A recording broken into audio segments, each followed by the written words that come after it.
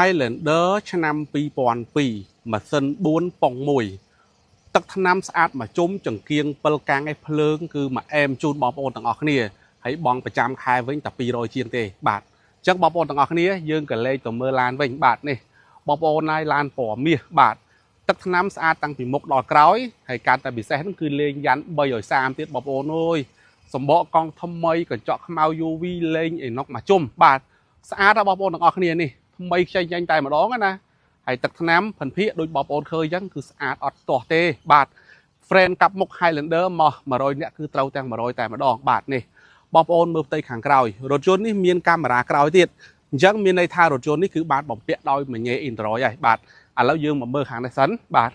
បងប្អូនទាំងអស់គ្នាទឹកថ្នាំតាគៀកសងខាងនេះមកភ្លឹងណាបាទនេះមកបងប្អូនអើយបាទនេះដៃទ្វារលេខជាមួយណុកឥឡូវយើងចូលទៅមើលខាងក្នុងបាទនេះពុកស្បែកក្នុងលឿងកៅអីចុចបាទស្រោម VIP នេះមានមញ៉េ Android អេក្រង់ធំភ្ជាប់ជាមួយបាស JBL ទៀតអូយខ្ចីខ្លាំងមែនទែនបាទស្អាតដល់បងប្អូនទាំងអស់គ្នាស្អាតទាំងក្នុងស្អាតទាំងក្រៅកលេចមកមើលខាងនេះវិញស្អាតដល់បងប្អូនអើយតាគៀកបាទទ្វារក្រោយទ្វារមុខគឺ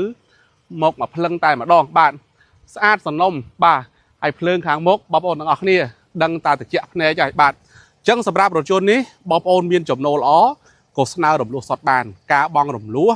ឈរឈ្មោះម្នាក់ឯងហើយអត់មានចោះសិក្សាដល់ផ្ទះអតិថិជនទេ